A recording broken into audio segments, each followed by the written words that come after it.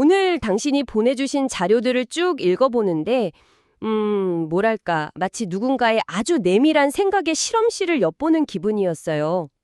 삶을 어떻게 살아야 하는지, 세상의 본질은 뭔지에 대한 그 치열한 고민들이 정제되지 않은 날 것 그대로 담겨 있더라고요. 맞아요. 정말 흥미로운 지점이 뭐냐면요.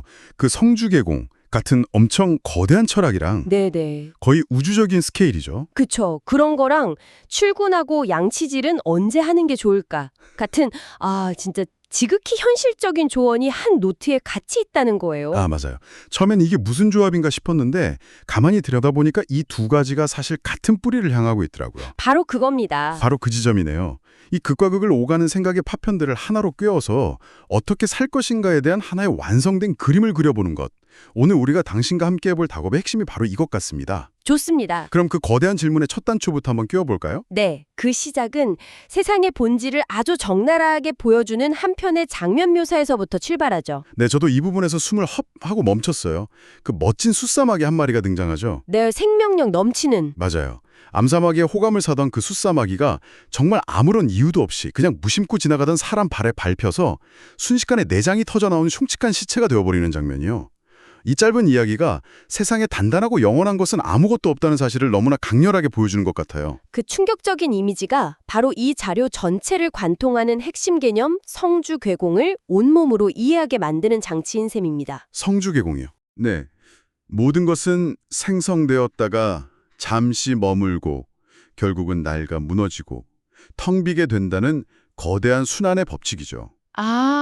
이게 우주의 별이나 인류 문명 같은 거창한 것에만 해당되는 이야기가 아니에요. 지금 이 순간에도 우리 몸의 세포가 태어나고 죽어가듯 우리 자신의 몸에 가장 직접적으로 적용되는 현실이기도 합니다.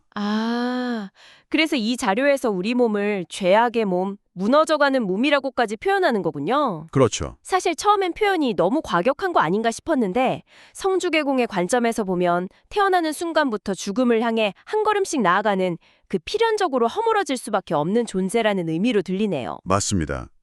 그걸 받아들이면 더 살아서 뭐 하려고 업만 짓고 가는 것이 우리네 인생이다라는 그 반복적인 질문이 전혀 다른 무게로 다가옵니다.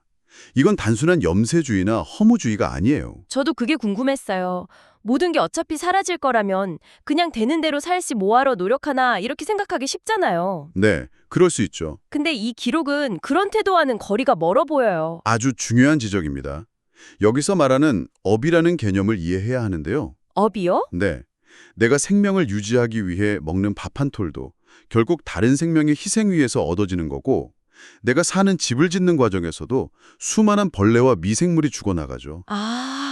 그렇네요. 즉, 살아 숨쉬는 행위 자체가 의도치 않게 타인과 다른 생명에게 영향을 미치고 그 결과의 총합이 바로 업이라는 겁니다. 그러니 오래 사는 것이 단순히 수명의 연장이 아니라 더 많은 업을 쌓는 과정일 수 있다는 아주 냉철한 자기 성찰인 거죠. 그러니까 삶의 가치를 길이가 아니라 다른 차원에서 보려는 시도군요. 그리고 그 고통의 근원을 고라는 개념으로 설명하고 있어요. 단순히 아프다는 게 아니라 불만족의 상태라고요. 맞습니다. 모든 건 변하고 사라지는데 우리는 변치 않고 영원하기를 바라니까 그 어긋남에서 오는 근본적인 불만족이 바로 고통이라는 설명이 인상 깊었습니다. 네, 채워도 채워지지 않는 갈증 같은 상태죠. 자, 그럼 이런 허무하고 근본적으로 불만족스러운 세상의 본질을 직시했다면 그 다음 질문은 당연히 그래서 어떻게 살아야 하는가로 이어질 수밖에 없습니다. 그렇죠. 다행히 이 기록은 거기서 멈추지 않고 아주 구체적인 해법을 제시하기 시작합니다. 네, 그 해법의 핵심은 의외로 간단하더군요. 바로 단순하게 살라는 것이었죠. 맞아요. 우리가 행복의 필수 조건이라고 믿는 집, 차, 권력, 돈 같은 것들이 사실은 없으면 없을 불행을 만들어내는 주범이라고 지적하는 대목에서 머리를 한 대 맞은 것 같았어요. 가지면 지키느라 고통스럽고 없으면 가지려고 고통스럽다는 말이잖아요. 바로 그 역설이죠. 필리핀의 초호화 호텔 스위트룸에서 느꼈던 공허함과 오히려 한적한 호수공원 옆 찜질방이나 차에서 쪽잠을 잤을 때 충만한 행복감을 비교하는 경험담이 그걸 압축적으로 보여줍니다. 이건 단순히 소박한 삶이 좋아라는 수준의 이야기가 아니에요. 사회가 우리에게 끊임없이 주입하는 성공의 공식 자체에 의문을 제기하는 거죠. 쇠입이라는 단어까지 사용하더라고요. 네, 아주 강한 표현이죠. 부와 명예가 곧 행복이라는 등식을 우리가 너무나 당연하게 받아들이고 있다는 지적인데 이걸 북한 주민들이 특정 사상을 자연스럽게 내면화하는 것에 비유한 게 섬뜩할 정도였어요. 그만큼 우리가 자본주의라는 시스템 안에서 특정 가치관을 무비판적으로 받아들이고 있다는 거겠죠? 그 쇠뇌에서 벗어난 상태를 설명하는 비유가 또 기가 막힙니다. 어떤 거요? 어른이 아이들의 사탕이나 장난감에 더 이상 애타지 않는 상태라는 구절이요. 아, 그거요.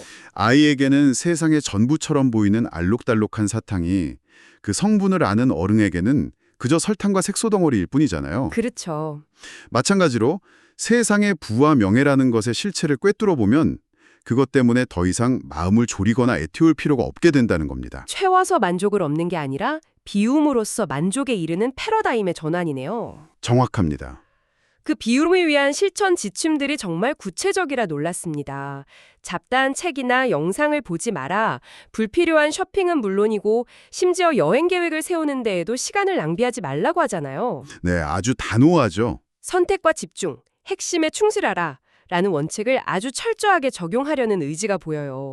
여기서 한 발 더 나아가 빌어먹는 밥도 맛있고 나무 밑 풀자리도 늘 즐거울 것이라는 표현까지 나오는데 이건 최소한의 물질적 조건만으로도 완전한 만족을 누릴 수 있다는 어떤 경지에 대한 자신감의 표현으로 읽힙니다. 와... 그리고 이건 그냥 나온 말이 아니라 불교의 팔념이라는 구체적인 수행법에 그 뿌리를 두고 있어요. 아, 그 8가지 덕목이요. 욕심이 적음과 만족함을 알미 특히 강조되었죠. 네, 이게 중요한 이유는 이걸 단순히 돈을 아끼거나 검소하게 사는 윤리적 차원으로만 보면 안 된다는 겁니다. 그럼 어떤 차원이죠? 이건 불만족의 근본 원인인 욕망이라는 마음의 작용 자체를 다스리는 아주 적극적인 정신훈련이에요. 만족의 기준점을 계속해서 바깥 세상에서 찾는 게 아니라 내 안으로 가져와서 스스로 통제하겠다는 선언과도 같은 거죠. 알겠습니다. 내면의 욕망을 다스려서 삶을 단순하게 만드는 것이 첫 번째 해법이라면 그 다음은 자연스럽게 다른 사람들과의 관계, 즉 세상을 대하는 태도로 넘어가는군요. 네, 그렇죠. 앞서 말한 내면의 평온을 지키기 위한 외부와의 관계 설정법이라고 할 수 있겠네요. 관계 설정법. 정확합니다. 내 안에서 아무리 평화를 찾아도 타인과의 관계에서 그 평화가 쉽게 깨져버리면 소용이 없으니까요. 맞아요. 그래서 이 자료는 아주 단호하고 반복적인 명령을 내리기 시작합니다. 바로 말하지 말라는 것이죠. 이 지침은 정말 충격적일 정도로 여러 번 반복돼요. 남에게 인정받으려고 하지 마라. 나는 이런 사람이다 라고 애써 드러내지 마라. 심지어 묻지도 않은 것을 먼저 나서서 말하지 말라고까지 경고하죠. 그렇죠. 요즘처럼 자기 PR이 중요한 시대에 정면으로 반하는 가르침이라 더 인상 깊었어요. 이 침묵의 가르침은 이 자료가 모든 관계 문제의 근원으로 지목하는 교만이라는 감정을 원천 차단하기 위한 핵심 전략입니다. 교만이요? 네. 내가 무언가를 안다고 생각하고 내 의견이 옳다고 믿는 순간 다른 사람을 가르치려 들고 논쟁에 끼어들게 되죠. 그 과정에서 필연적으로 갈등과 고통이 생긴다는 통찰이에요. 자료에서 참사람경을 인용하면서 진짜 지혜로운 사람은 모르는 것을 모른다고 말할 줄 안다고 강조하는 이유가 여기에 있습니다. 거기서 한술 더 떠서 아는 것도 모른 척할 줄 알라는 조언까지 나오잖아요. 맞아요. 그게 정말 대단한 거죠. 이건 단순히 겸손하라는 걸 넘어서 아예 논쟁의 장 자체에 들어서지 않겠다는 적극적인 회피 전략처럼 보이기도 해요. 회피라기보다는 불필요한 고통의 원인을 만들지 않겠다는 지혜에 가깝습니다. 내 의견을 말하고 인정받고 이기려는 그 욕구 자체가 고통의 씨앗이라는 걸 간파한 거죠. 이와 관련된 개인적인 경험담들이 아주 재미있습니다. 네, 그 광성고등학교 시절에 봤던 부잣집 아들 이야기가 기억에 남아요. 조금도 부자인 티를 내지 않는 그 친구의 태도에서 아주 깊은 인상을 받았다는 대목이죠. 부를 과시하지 않음으로써 오히려 더 편안하고 자유로운 관계를 맺을 수 있었다는 거잖아요. 또 다른 예는 스스로를 바보맨이라고 칭했던 경험담이에요. 이건 정말 흥미로운 처세술이죠. 바보맨이요? 네, 내가 먼저 나를 낮추고 나는 별거 아는 거 없는 바보다 라고 선언해버리면 누구도 나를 공격하거나 질투하지 않아요. 오히려 상대방은 경계심을 풀고 더 편안하게 다가오죠. 아, 자기 자신과 상대방 모두를 편하게 만들어주는 아주 현명한 방법인 셈입니다. 그 중에서도 백미는 이 구절이었어요. 나는 욕심이 없지만 남들이 내가 욕심 없음을 눈치채지 못하도록 한다. 아, 그 구절? 와, 이건 정말 한 차원 다른 경지 같아요. 보통은 나는 욕심이 없어라는 그 사실 자체를 드러내서 사람들에게 착한 사람, 깨달은 사람으로 인정받고 싶어 하잖아요. 그렇죠. 그 인정 욕구요. 그런데 그 마음마저도 미세한 교만이자 과시욕이라고 보고 경계하는 거니까요. 맞습니다. 이건 세상과 단절하고 은둔하라는 의미가 전혀 아니에요. 세상 속에서 살아가되 나라는 자를 내세우려는 그 미세한 욕구로부터 자유로워지는 훈련을 하라는 거죠. 세상의 칭찬이나 비난 같은 외부 평가에 내 마음의 평화가 좌지우지되지 않는 상태를 지향하는 겁니다. 아, 그래서 참음, 즉 인욕이 단순히 계율을 지키는 것보다 훨씬 더 뛰어나고 수승하다고 말하는 거예요. 그 참음이라는 것도 그냥 이를 악물고 버티는 것과는 다른 의미로 쓰인 것 같아요. 그럼요.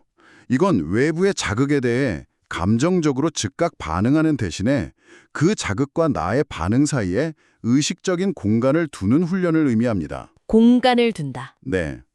누가 나에게 모욕적인 말을 했을 때 화가 확 치밀어 오르는 자동적인 반응을 그냥 내뱉는 게 아니라 아, 저 사람이 저런 말을 하는구나. 내 안에서 이런 감정이 일어나는구나 하고 알아차리고 잠시 멈추는 거죠. 그 짧은 멈춤이 고통의 연쇄 반응을 끊는 열쇠가 된다는 겁니다. 오늘 당신과 함께 살펴본 이 기록들은 정말이지 우리가 당연하게 여겨왔던 성공, 행복, 그리고 나라는 존재에 대해 아주 근본적인 질문을 던지고 있네요. 세상의 허무함을 피하지 않고 똑바로 마주하는 것에서 의도적으로 삶을 단순화하고 마지막으로 드러내지 않는 조용한 겸손을 실천하는 길. 어떻게 보면 굉장히 급진적인 삶의 방식이라는 생각도 듭니다. 아주 개인적인 성찰의 기록이지만 그 안에는 욕망에 휘둘리며 느끼는 고통, 끝없는 사회적 경쟁에서 오는 피로감, 삶의 진짜 의미를 찾고 싶은 갈망 같은 우리 모두가 한 번쯤은 품어봤을 보편적인 고민이 고스란히 녹아 있습니다. 네, 맞아요. 그리고 무엇보다 이 자료 자체가 우리에게 주는 가장 큰 교훈이 하나 있어요. 그게 뭘까요? 바로 일기를 적어야 한다. 적어야 능동적으로 내 것이 된다는 구절입니다. 아, 이런 깊은 생각들도 그냥 머리로만 이해하고 넘어가면 금방 흩어져 버리잖아요. 이걸 꾸준히 기록하고 되새기는 자기 성찰의 과정을 통해 비로소 지식이 지혜가 되고 삶의 일부가 된다는 걸 이 기록 자체가 온몸으로 증명해주고 있는 거죠. 그렇군요. 결국 끊임없는 자기 관찰과 기록의 힘이네요. 자, 그럼 마지막으로 당신이 한번 깊이 생각해 볼 만한 질문을 하나 남겨드리고 싶습니다. 네, 이 자료는 내내 더 살아서 뭐 하려고? 라고 물으며 삶의 유한함과 허무함을 이야기합니다. 그런데 동시에 아주 단호하게 절대로 후회할 일을 하지 말라고 말하거든요. 이 두 가지는 언뜻 보면 모순처럼 들려요. 어떻게 허무한데 후회는 왜 하면 안 되는가? 라는 재민이 나올 수 있죠. 바로 그겁니다. 만약 인생의 가치를 시간의 길이나 물질적 성취로 측정할 수 없다면 대체 무엇으로 그 가치를 매겨야 할까요? 이 기록들이 말하는 후회 없는 삶이란 과연 어떤 모습일까요? 이 질문에 대한 당신만의 답을 한번 조용히 찾아보는 시간을 가져보시면 좋겠습니다.